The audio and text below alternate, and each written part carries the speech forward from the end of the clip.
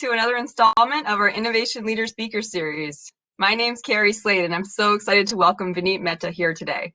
I'm just going to share my screen very briefly to do a couple of announcements, and then I'll turn it over to Vineet.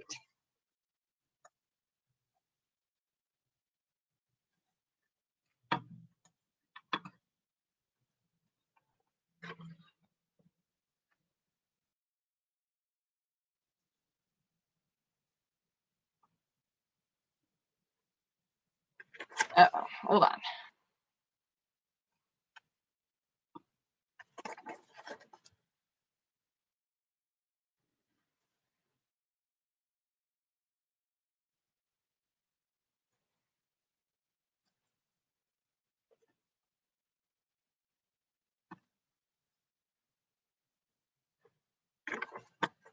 Hold on one second. Hopefully, you know what? I'm just going to take this out. Having a brief technical difficulty here. All right. Hopefully you can still see my screen, and I'm going to switch it so that, oops, oh boy.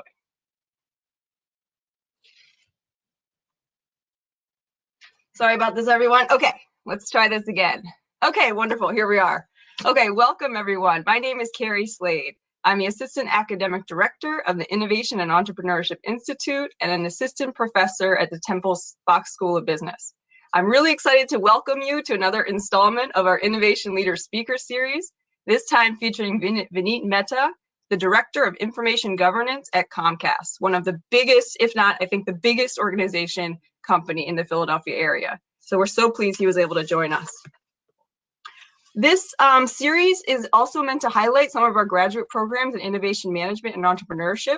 So if you're interested in furthering your career in innovation management or starting a venture or learning how to run your existing venture a little bit better, I'm happy to talk to you about any of our programs, our courses. I teach in the program. It's really exciting, and the diversity of the students also is what makes the program so engaging.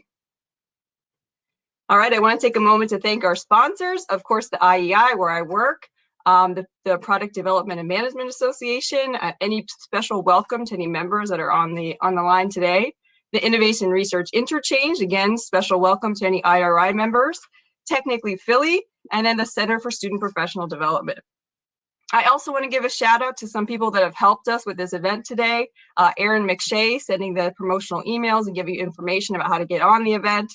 Evan Murphy, who's running the event, and Lindsay Clark. Thanks a lot. All right, we are intermittently scheduling more ILSS events, and we have one on the calendar already for May 4th. That's a Tuesday. Innovating for inclusion. So how do you go beyond a value statement? I think we can all agree diversity, equity, inclusion are important. How do you actually get them and embed them into companies? So I hope you'll join us for that panel discussion in May. If you'd like to get involved with the IEI, there's a myriad of ways to do that. You can be a reviewer, you can be a mentor, you can be a judge. So scan that QR code or email me, and we can give you the link to fill out that form. Okay, and we are going to be networking after the program. That's one of the beauties of using this remote platform, so I do hope you'll join us. I believe Vineet will be sticking around at least for a little while, so you can ask him any questions you might have after the program. So with that, let me introduce Vineet. I'm going to stop sharing my screen now. All right. So one of the most exciting things is that Vineet is also a Temple alum. He graduated from the Fox School with a degree in accounting. He also got an MBA from Rutgers. And he's been part of the Marine Corps for a long time. Vineet is actually a super cool person. He's had senior strategic leadership roles in the Marine Corps, managed supply chain and purchasing. He's been a member, of course, of the Marine Forces Reserve for a long time as an executive officer. Professionally, he's worked at SAIC and Prudential Financial before joining Comcast. So he currently serves as a Director of Information Governance at Comcast. And in that role, he works to provide guidance and leadership to build cross-functional partnerships to facilitate the proper collection and management of data. This topic is so important, and the landscape is changing really quickly. So he's going to tell us what's coming down the pipeline and what we need to be aware of. Okay, with that, I'll turn it over to you. All right, thank you, Carrie. I appreciate it. The super cool is probably not the description I would have given myself or anybody gives me. So thank you. I appreciate it. With that, let me share my screen again. Technology, we're loving this, right? It's let's see if this works. All right. All right. So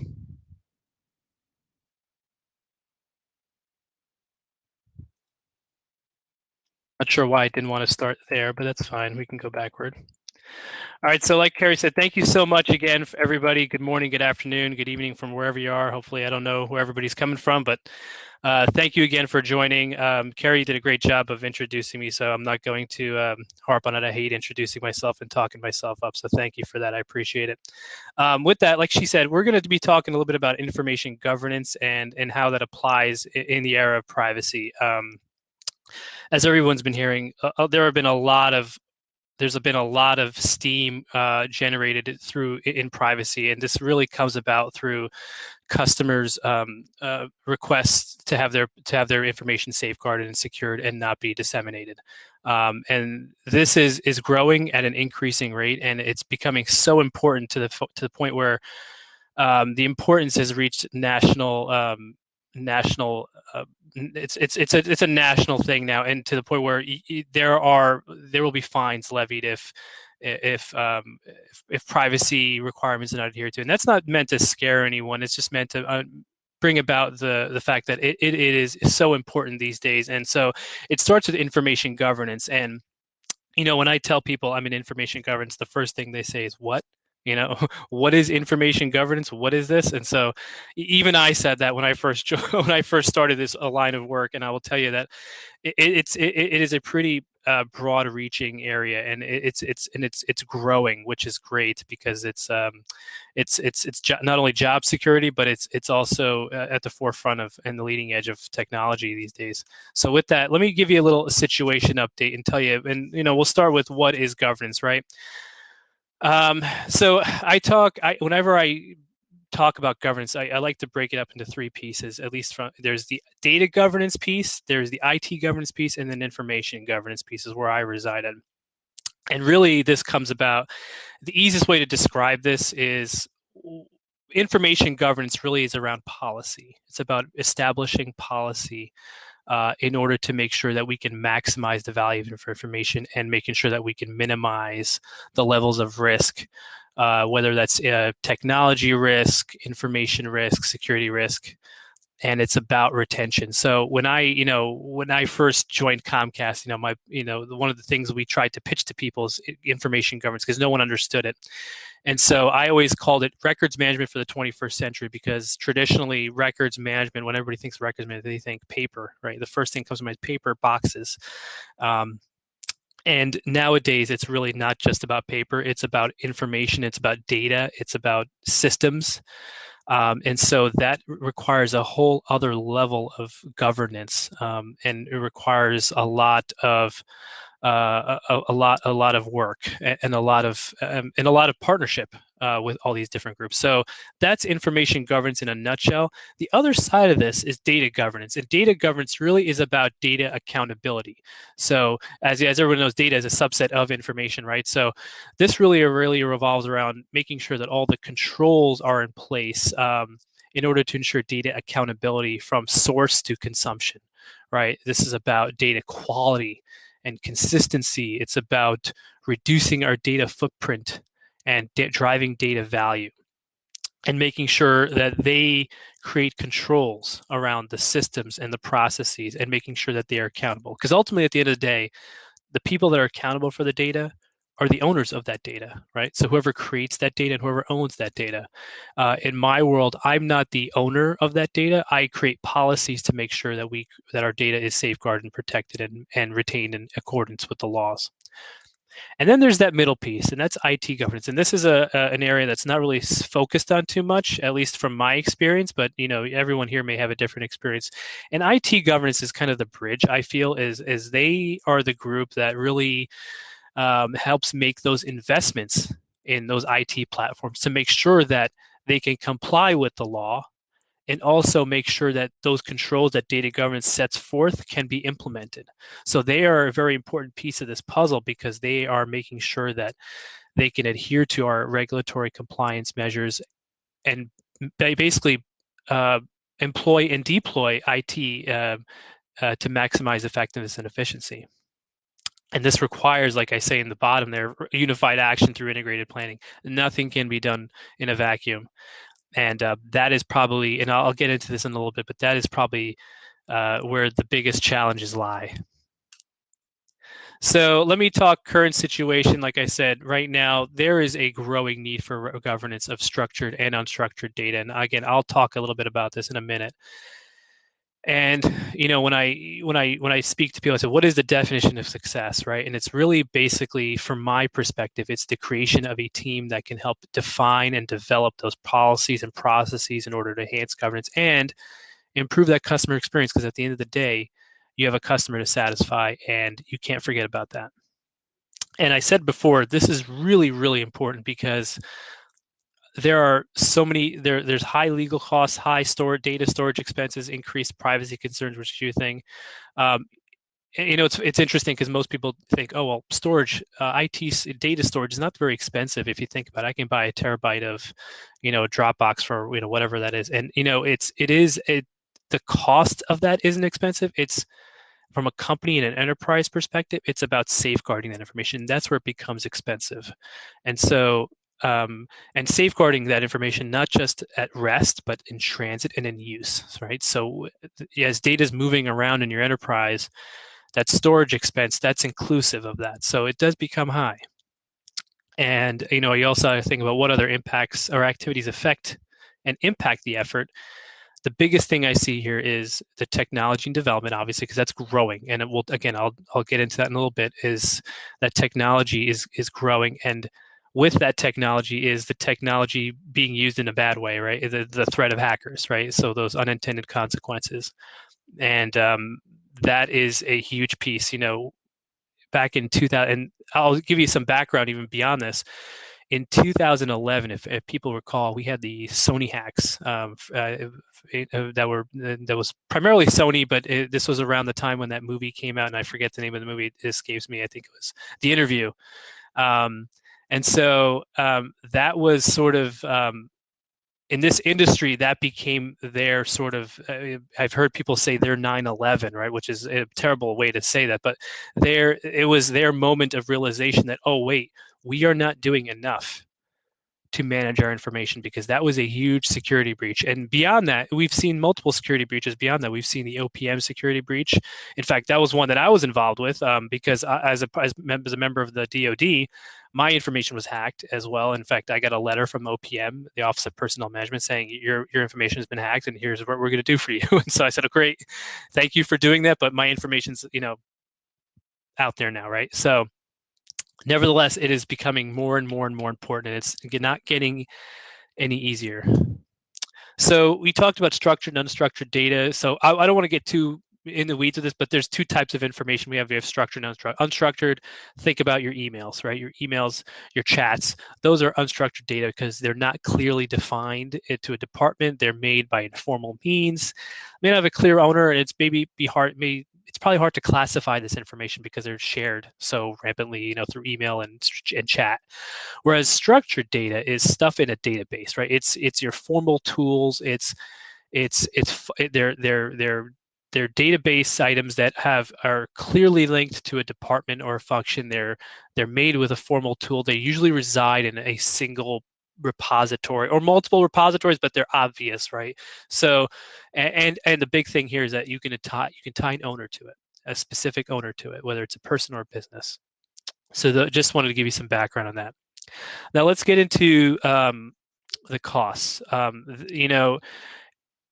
This is something that's actually we're learning more and more about every day. In fact, I was on a call this morning with our chief privacy officer, and she said, the FCC is proposing fines for carriers for failing to protect customer information.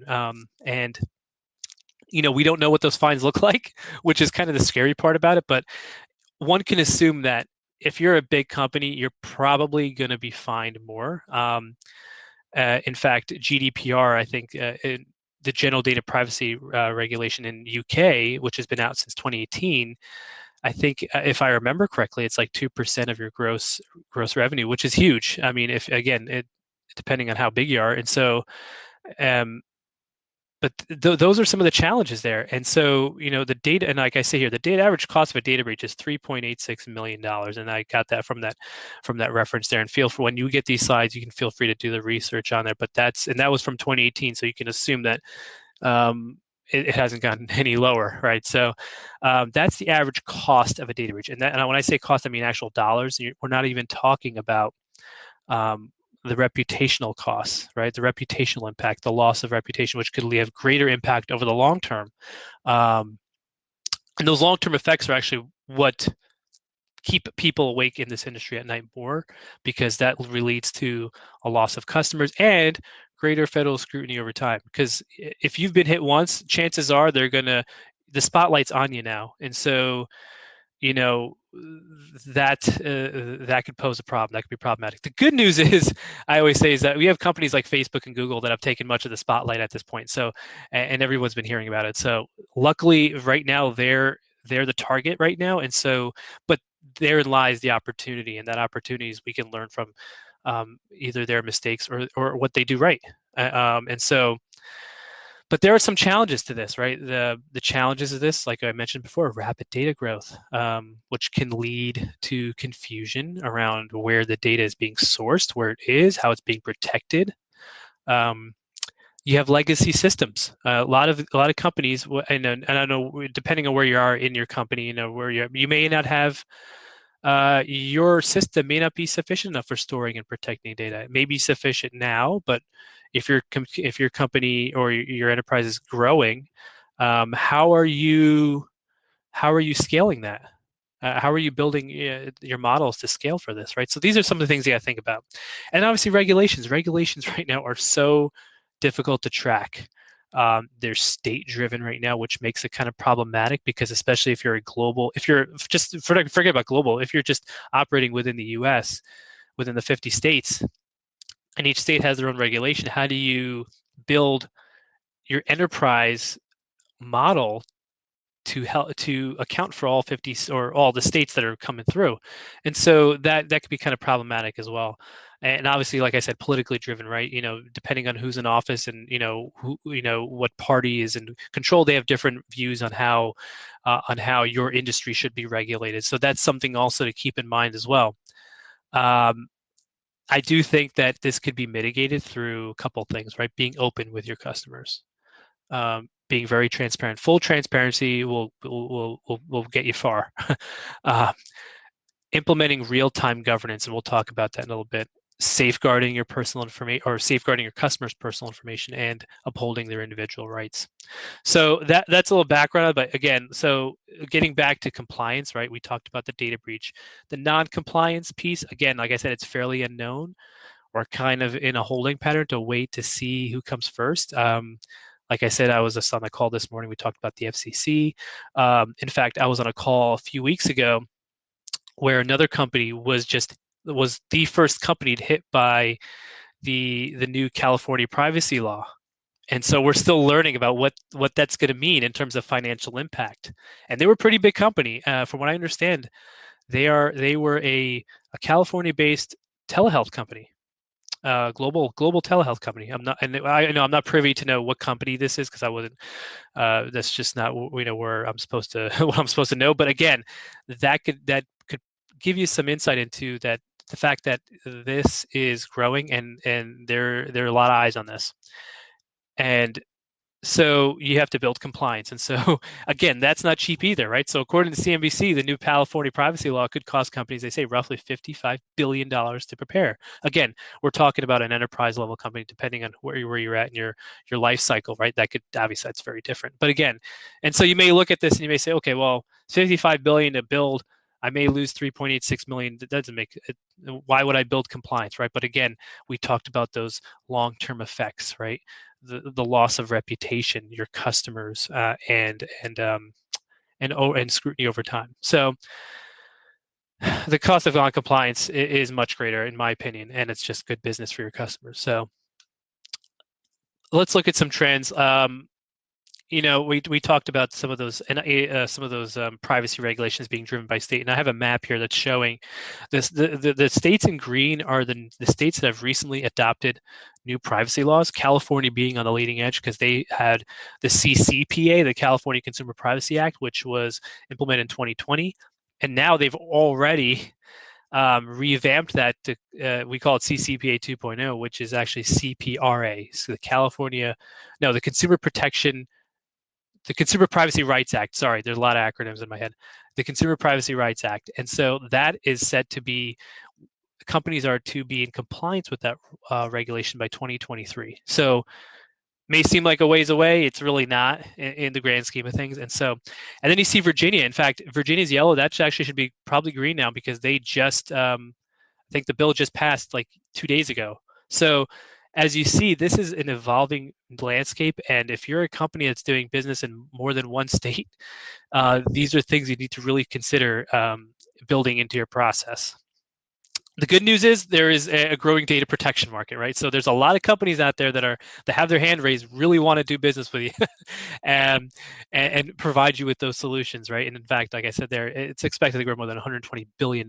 So this is a growing market, and so there is no shortage of options, right, to choose from when you're thinking about either third party program management, i.e., consulting, or actually just getting technology solutions. There are so many. In fact, there's almost too many. It's flooded because there are a lot of companies out there that were doing one thing one year and say they've literally rebranded and say, I do information governance now. And it's like, okay, well, I know you did this last time. So there's a lot of these companies out there.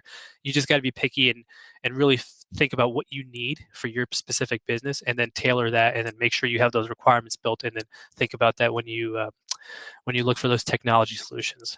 But again, before I want to stress that before looking at technology to solve all your problems, you need to make sure you have your processes in place first.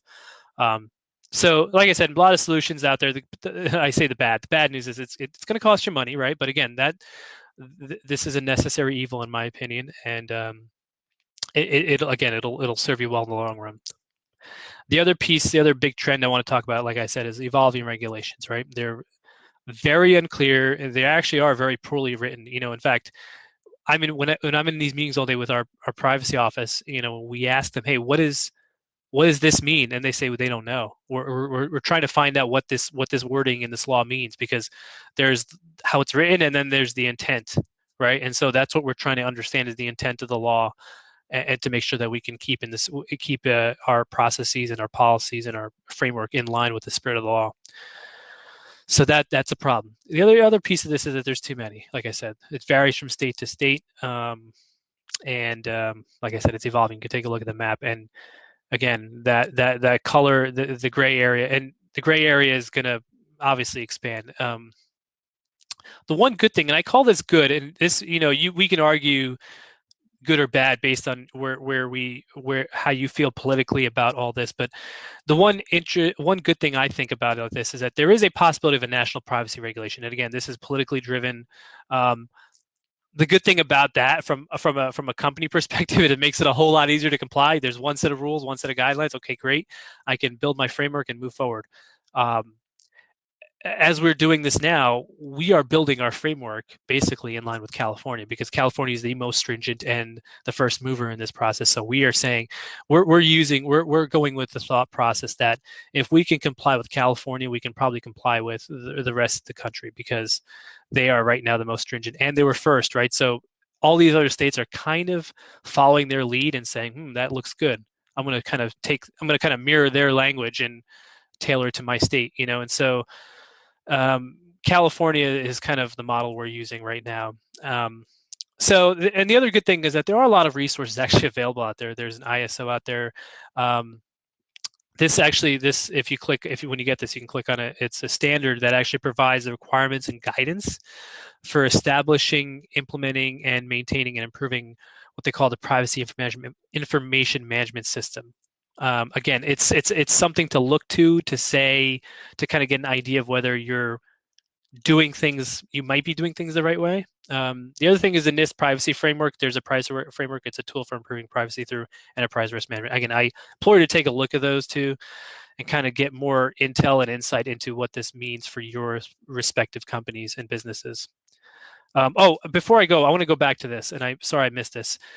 Under CPRA, the biggest piece of this is what they call data minimization.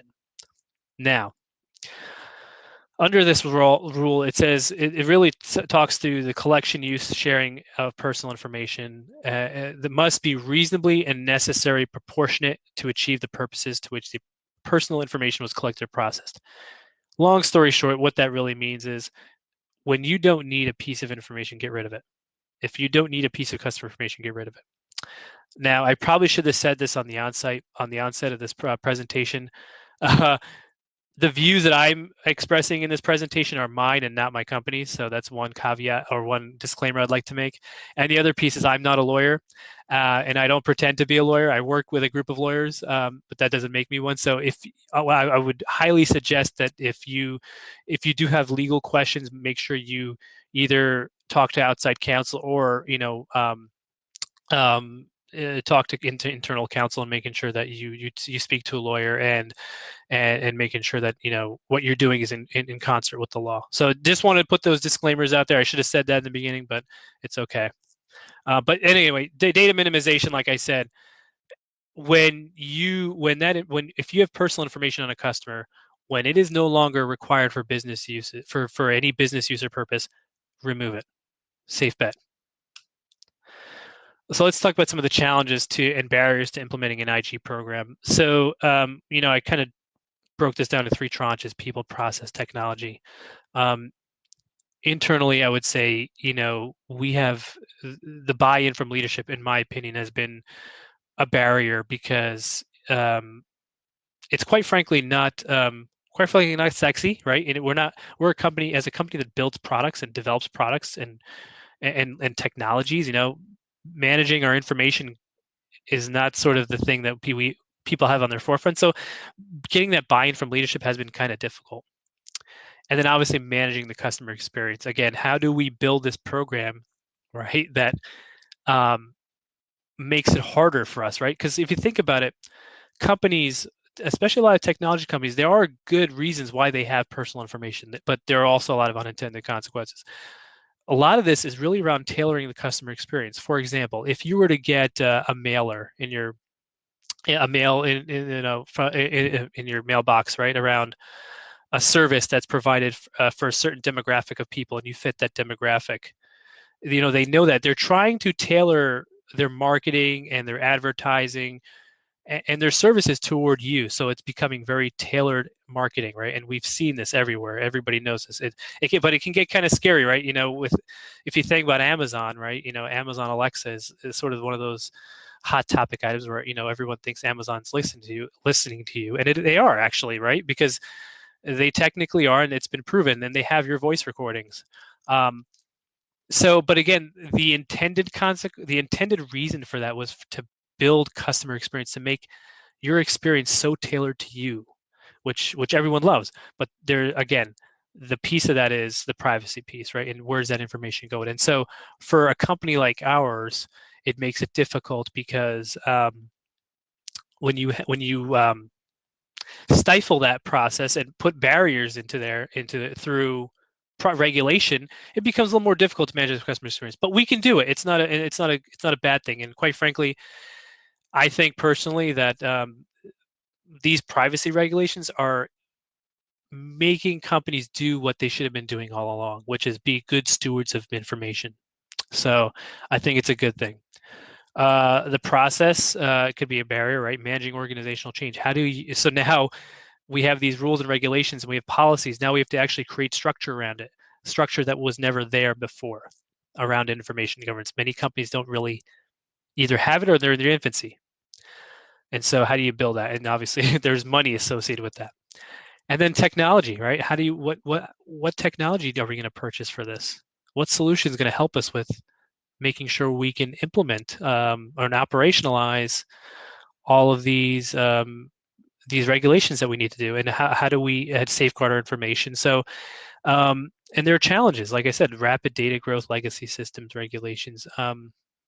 So these are some of the challenges and barriers, but again, this is not meant to scare anyone. This is really meant to, again, making sure that you understand that, get a kind of a 360 view on this, and making sure that you have accounted for and considered all these risks when developing your program. So what can I do to build this program? So I'll tell you, when I started building a program within our company, the first thing I did was an environmental analysis. And this was basically just an environmental scan of the industry.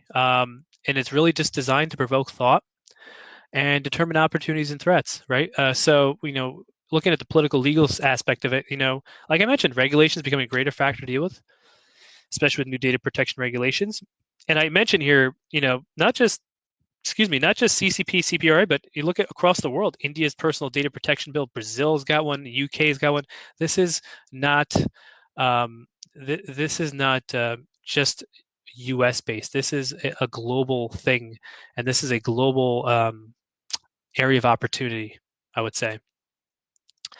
Economically, this is really referring to where we as a company, or where you would be as a company on the information, what we call the information asset management maturity curve. And what this really means is, given where you are as compared to other companies, are you mature enough in this realm? Are you accelerating your investments? Are those investments giving you return on investment? All right. So you look at, that's just some things to noodle on right there. And demand elasticity of IG products. At some point, what that really means, at some point, a person who is consuming your information will look for an alternative source, and that's internally. We've had this, happen even internally, where you have multiple people doing multiple things, and how do we bridge that gap to make sure we can, I hate to use the word synergy, but that's really what it is. It's really bringing synergy into this world and making sure that you can apply these policies without duplicative effort. Social media, sociocultural is another area I looked at.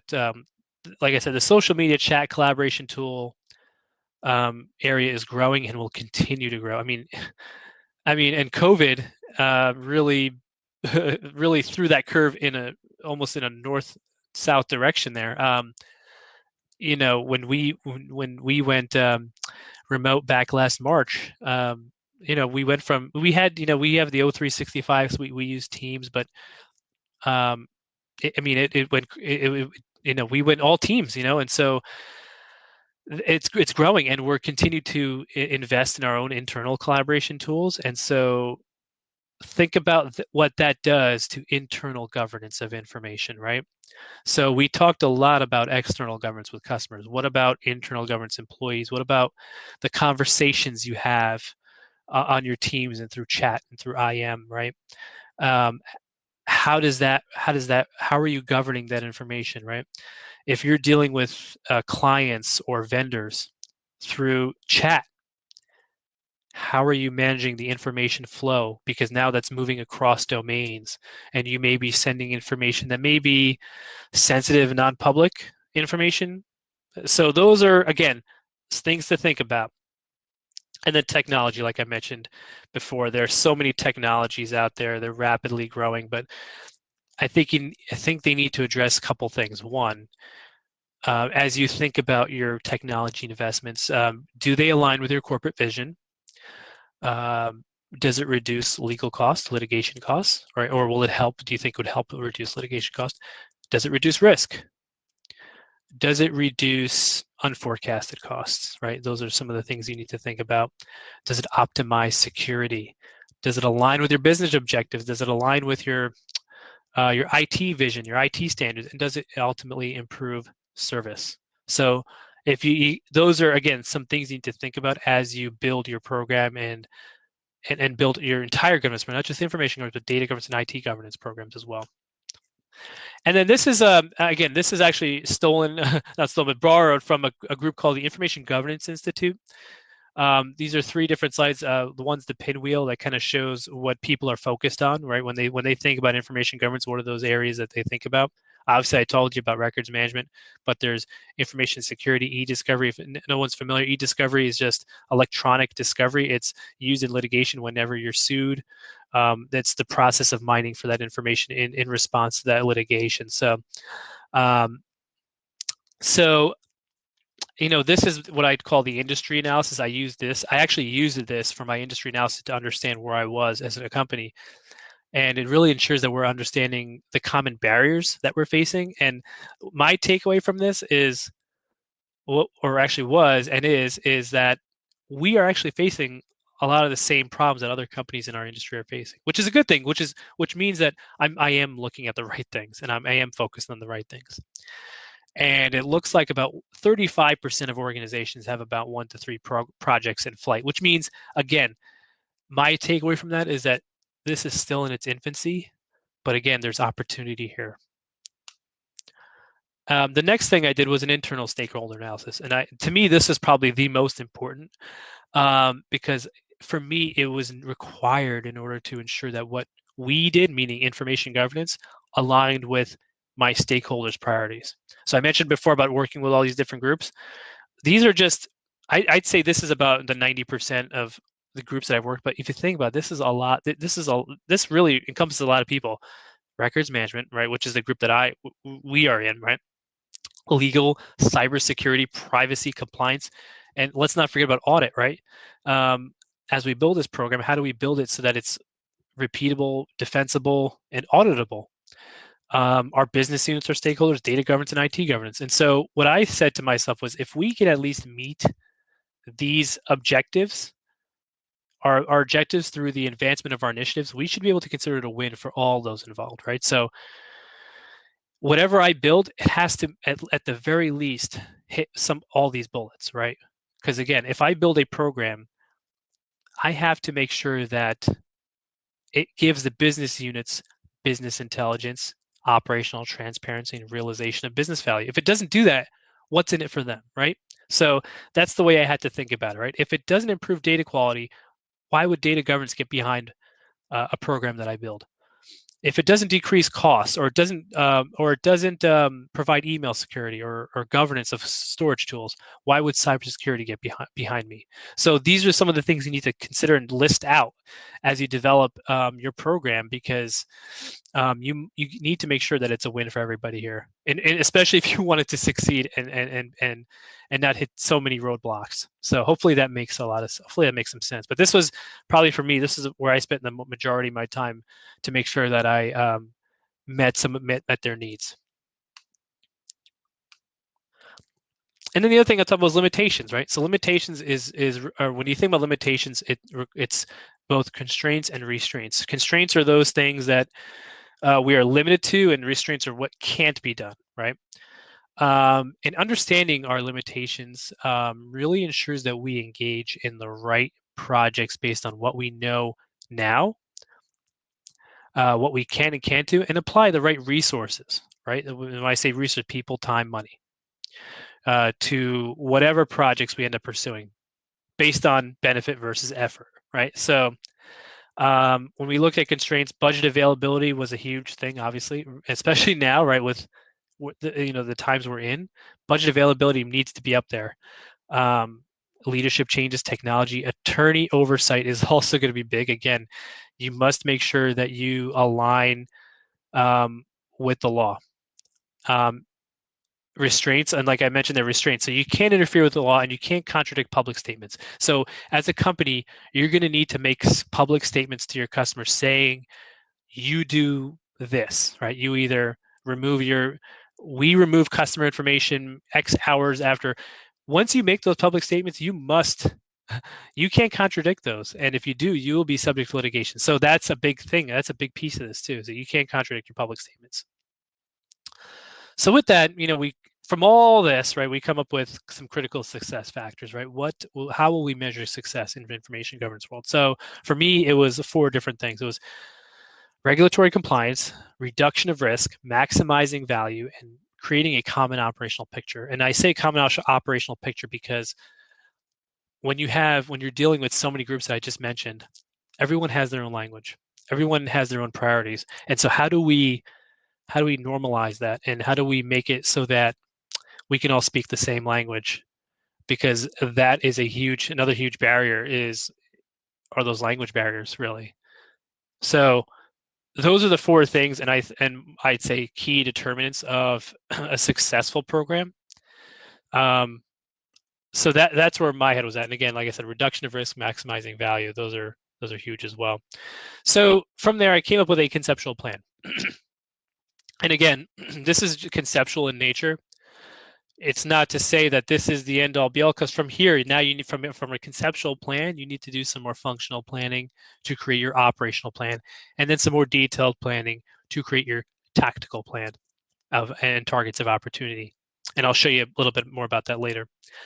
So for me, I try to make things as easy as possible to remember things. So I said manage, measure, maximize, right? What are we managing? We're managing our barriers. We're managing our internal organization, and we're managing our framework, our IG framework. What are we measuring? We're measuring service quality cost. And this is really customer driven. And what are we trying to maximize, right? We're trying to maximize compliance. That to me, that was the big thing. Maximize our level of compliance, and how do we execute on that compliance? So that was my conceptual plan. There was more to this, but I took some things out just because they were sort of company specific. But that was really at a high level our conceptual plan. And then moving on from there, we created a framework. So this was very important to me as well, because again, when you're building a framework from the ground up, especially when it wasn't in existence before, you need to really kind of set the picture and set the framework for how this is going to look, right, conceptually. So the first thing I started looking at was, well, talking about what it is and what it isn't, right? So information governance, and this was huge because I wanted to make sure people understood that we weren't building a program to take over somebody else's job or subsume somebody else's department, right? Or become very bureaucratic and prescriptive. And that's why I said it's not bureaucratic, it's not prescriptive, it's descriptive, okay? It is a business process, it is a partnership, and it's an evolutionary process with feedback loops. So that was my big takeaway for them, is or for the people I was working with, to make sure that they understood that this is evolutionary, right? This is not, I didn't put this on paper and say, let's just go forth and move forward. No, it's this is evolutionary, because again, there's a lot of things that are unknown in this environment. So we need to make sure we can build a scalable program or an adaptable program or an agile program. So the way I saw it is sort of a triad, right? You have the governance teams. When I say governance teams, I meant information, IT, and data governance, right? Those governance team creating and building requirements and guidance. They generate those policies, they generate those guidance. Our resource sponsors, privacy is a resource sponsor, especially nowadays, because this is what's driving a lot of our reasons for compliance. And I would probably also add, if you have a customer experience or customer service, or nowadays it's really customer experience group, right? Or they would also be a resource sponsor, because again, they need to have a seat at the table. Their job is to fund and leverage those requirements, and our business units are to execute, and our data owners, because they own the data, they manage our IT, they execute and provide either the product or the services. Now, I say it's a feedback loop because from there's fallout. What if the execution doesn't work out as planned? Is it a policy issue? Is there an issue with our guidance that we gave? So that has to flow back to my team to help revamp, regenerate, or just rewicker some of those processes and policies and adapt, right? So this makes sure that we can be fully adaptable. This isn't a fully top-down approach, and that's why I say this is evolutionary product. I mean, this is an evolutionary business process with feedback loops, and it's so important to get that feedback from the people that are executing, because you can't update and build your processes accordingly. So from there, we created a cross-functional teaming structure. And again, I propose this because I think that these are all, at the very least, and again, this could vary based on how your individual companies are structured, but really, it's a cross-functional team. When I say cross-functional team, I mean it's a cross-functional team is a group of individuals with varying functional expertise who focus on eliminating the barriers to effectiveness by working together to build and improve processes that cross organizational boundaries, right? Because legal is a lot of times focused on legal, audits focused on IT, is customer experience. They're all focused on different things, right? But this is a way to bring everybody to the table with a common goal of improving our information governance. And so we get to hear from each of these little pipes. I call them like stovepipes. Hey, what is it you need? What can we provide? How do we build this? What are you doing? Maybe they're doing something already that we could leverage. You don't know unless you build that structure and actually talk. And chances are, and I found this in personal experience, we found that other groups like IT were already sort of trying to build sort of similar processes, and we didn't really realize it until we built a structure like this and said, okay, well, let's leverage that. You have people, you may have the resources, I may have the know-how. How do we do this? So, and so I put that that infographic on the bottom, and that's also it's from the Information Governance magazine. And I love this one because it really kind of, for me, it depicts how IG is kind of like an organ in the body, right? And there's all these different interrelationships and interdependencies that will help provide good framework to build off of, help prioritize our efforts, and help us protect ourselves and our customers. So those are some of the things you need to think about. So this is an interesting slide, and I actually built this because through our conversations as I was building our information governance model, there was a lot of discussion, where do we fit? And we had a data governance team, and they said, where do we fit? I don't understand. And so I said, let's break this down into 3 different pieces: ends, ways, and means, right? Because this is a joint planning process, right? And so that process is essentially, this is a deliberate process of determining how, the ways, to use our capabilities, the means, to achieve our objectives, the ends, right? All while considering risks throughout the process, right? So I considered how I created my IG strategic plan. It was the ends, right? How do we define our strategic end state? That was what I did. The governance teams and so the people that were involved in operationalizing it, they were the ways. They created the method to achieve our objectives. And how do they build it? By building a structure, investing in the IT, whatever it took to essentially make that strategic plan work and operationalize it. And the means were essentially resource allocation capabilities, making sure we needed more bodies, right? So maybe we hired more contractors, right? So those are some of the things you need to think about, and how does that affect and how do we, in making sure that we establish and consider risk across the process. So hopefully that helps kind of understand how we fit in a typical operating model. And that wasn't, for me, again, this is just me, this was just an easy way for me to understand how each of these areas fit in the operating model by dividing in ends, ways, and means. So, and this is something I just throw in here as a typical engagement rhythm, because again, I'm really a believer in, if you go back 2 slides, you'll see the cross-functional team, right? So it's okay, we have this cross-functional team, what are we gonna do with it? So we need to make sure we establish a battle rhythm or an engagement rhythm, right? Holding an annual summit, right? To discuss your purpose and strategy. Doing a quarterly review to review the strategy that you built, right? How the progress. Holding monthly, creating that IG council or data governance council, and really focusing on different things that are plaguing us that month, and obviously so on and so forth. So again, I just show this to propose like sort of an engagement schedule to kind of show how we can, if you wanted to build something like this, how would you make sure that what you're building is continually, you're advocating for this on a regular basis, and how do you continue the momentum and continue to push the initiative without losing momentum? And so we talk about some of the annual planning cycles. So we talked on the slide earlier about the planning process, right? So to me, it's divided. Again, I'm a big fan of 3s for some reason. It makes it easy for me to understand. You have your initial, you have your mid, and your final planning conferences, right? So your initial planning conference in the beginning is where you develop strategy.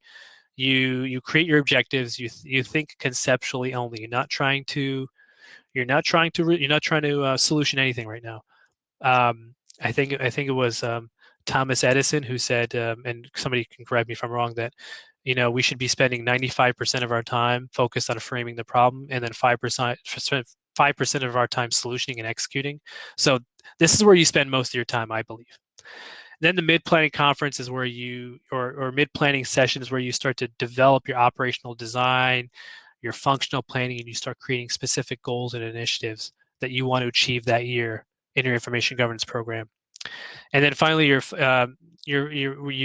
from there you'll come up with tactical outcomes, targets of opportunity. What do you want to hit this year? Because again, this is a huge program and it's going to be huge going forward, but you have to understand this is not a sprint, it's a marathon, right? So how do we effectively spread or at least tranche what we want to do or divide what we want to do or divide the work we want to do, making sure that we can build compliance, continually build compliance and meet deadlines, right? But not having to do it all in 1 year because it's not a 1 year thing.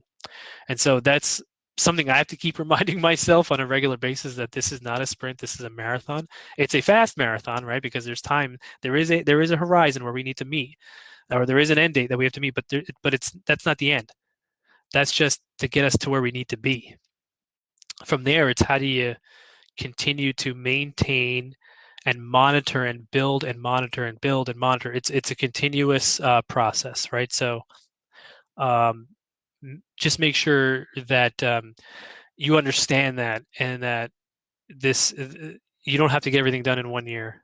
So uh, like I say, the concepts will drive the details and those details will influence those concepts. And so that is, again, a repeating cycle every year. And hopefully that helps you with that. So with that, I just want to say thank you so much. Hopefully that gave you a little bit to noodle on as you think about building your respective governance programs, especially in the in this heightened privacy world. Again, like I said, it's I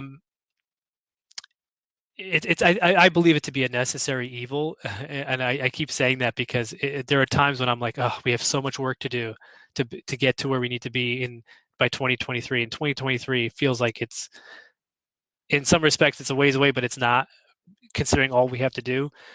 But I also think about the fact that we need to be doing this. This is something we should have been doing years ago. We were just so hyper focused on developing stuff, right? And so, and I think that's across the board. Um, this is something we should be doing. We should be good stewards of our customers' information. And over the long run, I think it'll really serve us better because customers will know um, based on what we tell them and based on not just what we tell them, but the evidence that we provide that we are good stewards and of their information, and they will have there'll be more loyalty. A good example, in my opinion, is Apple right now. They've and we use them as a benchmark as well as a company that has done really well with making sure that they socialize and make good on their promises on privacy. In fact, starting last year, if anybody recalls, their commercials went right to, privacy. They had the lock, and they made sure they put all these privacy measures in place, and they went all in on privacy. There's more there. We can have a whole other discussion of why, what affects what has occurred because of that, but. They have been a benchmark as far as making sure that they can uphold customers' privacy concerns. So with that, I'll stop, and hopefully if anybody has any questions, feel free to ask.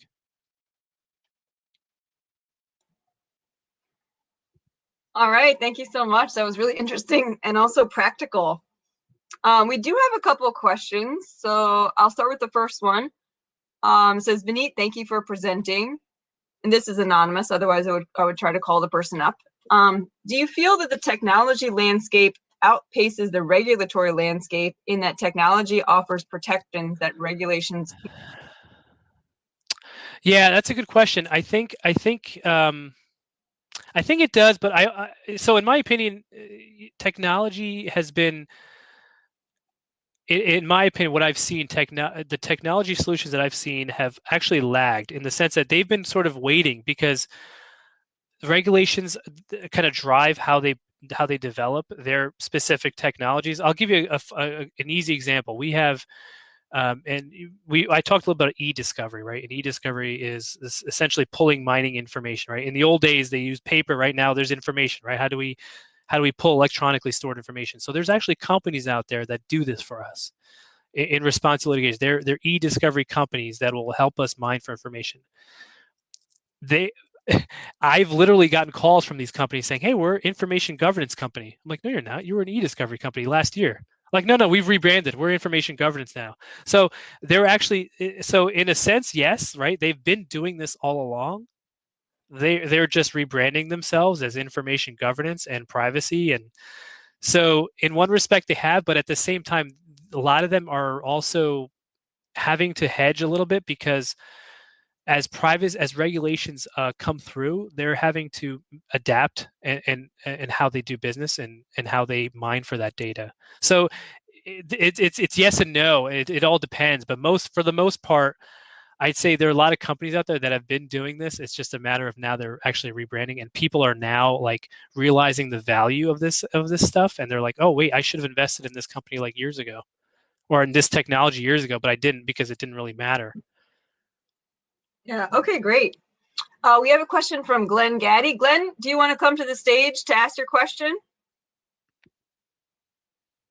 I think, Evan, if you can invite Glenn to the stage. And Glenn, if you turn on either your camera or your mic, you'll pop up.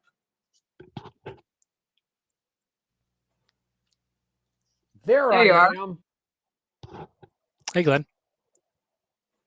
Oh, you're on mute. Oh, you press mute. That's like the. There we go. That's like the T-shirt. You're on mute. Like that's everybody should just have that T-shirt. Well, you're on mute. Well, the problem is if the system tells you you're on mute and you think you're not, and you press the button and there's a lag, you end up muted. So I'm really good at that. There's certain things that I am good at in this life. How do you balance the two-part question? How do you balance the requirements for transparency and security, and balance data minimization with accuracy? Obviously, pulling these out of GDPR language, which California is a little different. That's like the question of the day. That's like the question we try to answer every day is how are we trying to balance customer experience, right? We call it customer experience, right? Trying to get them with data minimization. And so that's part of our role. In my role, we actually had to develop a brand new retention schedule to meet those requirements, right? Data retention, right, is huge. We never had a data retention schedule before. We just started producing one. And so at this point, it's literally been a brokering with the business units. Literally, that's because again, the laws are so unclear and the impacts are so unclear at this point, or at least in my opinion, that we've been literally talking to different business, like technology. We've been talking to developers. Hey, you guys create this specific data point, which you use to across years to basically create a pattern, do pattern analysis, and understand customer behaviors. Now we're telling you you've had a lifetime's worth of that information. Now we're telling you can only retain for 37 months or whatever. Okay, and originally we said, we should do it for 24 hours. They're like, no. So it's literally been a back and forth deal. Like I've literally sat at the table and said, okay, 24 hours. They said, no. 2 years. No. So it's literally been like a back and forth at table. Okay, 37 months. Bam, slap the table. Done. We're good. And so, but again, it's been about that. That's kind of the question of the day is how do we balance it? And I think, in my opinion, I think that too will evolve. Because, I've had discussions where I said, oh, this is our retention schedule, says 37 months. I'm like, it's 37 months now. It doesn't mean that in 2 years we may change that, right? Because we don't know if that's too little or too much, right? And that's why, so a lot of these business units that I'm dealing with are trying to actually understand if they can actually still do their job with that limited amount of data. So the verdict's still in, from my opinion, is like, how are we? Hopefully, at some point they're going to tell us, okay, we need a little more information, and we actually have been getting that. Where business units have been coming back to me. Literally, at a meeting yesterday where a group came back to me and said, okay, that 37-hour retention you gave me, it's just not going to cut it. I can't. I need more data. I can't do my job. And I say, okay, great. And I'm not here to be. As somebody who's in the legal department, my job is not to be the cog in the wheel. Unfortunately, most of us think we are, right? Because we're legal, right? But we're really trying to make sure that we limit our risk exposure. That's all. And so what that exposure will look like is sort of, and the verdict's still out on that. It's a great question, though. Okay, Carrie, may I ask a little bit more to this? Sure. Okay. Sure. as Carrie knows, I work a lot with really early stage ventures who are the only way they get to any sort of revenue is to move fast and not usually worry a whole lot about regulation, right? Yes. You're sitting at the other end of the spectrum, either with your job at Comcast or with your job with the United States government, where you've got resources to do the deep thinking you've obviously done. Yeah. How do startups navigate this at this point, given the fact they don't have your resources, and there's no jurisprudence, and this is sort of the Wild West? You know, it's so funny you asked that. So we were on a meeting, and you'd imagine a Fortune 50 company has we were on a call the other day, and we literally heard we don't have the money and the resources to do this. And our lawyers, literally, he said this. He goes, unfortunately, as a Fortune 50, we don't have the luxury to say we can't do this because they don't care. They don't care. You're a Fortune 50. You don't have that excuse. Figure it out. So that's what he literally said to us. And we're like, he's got a point. Like, we don't have that leg to fall back on. So I can only say the good thing is here, I don't believe small startups are in the spotlight for this at all because their regulators are looking to tag people and get the best bang for their buck. Google, Facebook, companies like ours, we know we're going to be in the hotspot once 23 comes in. We're like, we're nervous. I mean, we're understandably nervous about this. I personally, I don't foresee regulators being as stringent with the smaller startups because of the fact that I think they understand that they're sort of, I don't want to use the word inconsequential, but from their perspective, they're not getting the money out of this, and they're not getting what they're not going to use a small startup to set an example. They're going to use Google and Facebook to be like, gotcha. Like they're literally, that's what they're trying to do. We know this. So unfortunately, so to answer your question, I know it's a terrible way to answer it, but I personally don't think that. I think if they don't need to go big bang on this, take small incremental steps, right? And I think that's the key message here is taking those small incremental steps and do what you can. And from a regulation perspective, and this is what we've said, what the lawyers have told me is that if we make the conscious effort to do the right things, we'll be okay. It's when you consciously don't. It's when you have the resources and don't do anything about it. That's when they're going to get you. But if you make conscious, deliberate efforts and strides to improve your privacy and security posture, they're going to be okay with it. And we've been assured of that by the lawyers. So if that's anything, that should be an assurance to say, just make the steps, make the effort, and you'll be fine. Okay, cool. Thank you so much for your time. Thank you. Yeah, that's a great question. Great, awesome. Let's do one more guest to the stage before we go into networking. Craig, I'm going to try to bring you to the stage. Evan, if you could grab Craig Barton, we'll see if we can get him up for his question.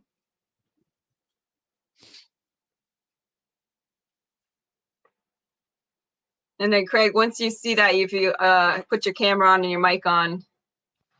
There you go. Yes. Yeah. Hey, Craig. Apologies. I think you're looking at a side angle of my office. So, Vineet, thank you very much for the presentation. I thought it very informative. So, when you're going through your annual planning and kind of I'll call it the organizational roadmap for these efforts and these considerations, one of the things that occurred to me is just organizational training. How big of that is it? How much of an issue is that? And how challenging is it for this information to get down to the people that are actually doing the work? Huge. In fact, we actually had to create from scratch brand new privacy training for all employees. So in addition to all the, if you're a big employer, if you've joined a company, you have a slew of training that you have to get done within the first month for every employee, right? Like code of conduct, this, that. Now we've added privacy training to all employees. And we've actually had to roll it out initially because, again, that was the education piece was so huge. So we actually we have a learning and development area. Again, it's easy because we have that area where we said, hey, we need to create training around this. And so we actually had to do that from scratch, is create that training. And it's becoming, I think it's actually going to become a mandatory annual training that's going to be updated every year. And in fact, I created training. So I created records and information management training personally this year, and I had to revamp it again because of new and emerging laws and in response to emerging ways of doing business. You know, and what really sparked it was COVID. Actually, we transitioned completely virtual. Like whether it's, you know, we don't sign papers, and it's all DocuSign. We use Teams for everything. You know, everything, even with our vendors, everything is done electronically. Some of our vendors we use Teams with. So we've actually had to manage. I actually had to revamp my training to make sure employees understand that regardless of where they're at locationally, right? Like whether they're in Alaska or where, your obligations to manage information do not change. Right. So that was the concept at the drive home, because I got questions like, hey, I'm at home and, you know, I'm dealing with a vendor. I'm like, why does that matter? You know, so those are some of the things we had to kind of retrain the minds of certain people to where, you know, now it's like, you know, it's irrelevant. You know, information is information, and the safeguarding of it is there now. Now these privacy regulations are changing, and so what our privacy office is doing now is holding monthly all hands meetings for anybody who can come, and just giving the landscape. Here's where we are this month in the world of privacy, and like the map, she'll show the map, and Virginia just ratified, and here's what the FCC is doing. It's kind of like a sort of like an intel session, Right. on what's going on. So, and that's it's being done. So it's literally just kind of peppering everyone with as much information as possible.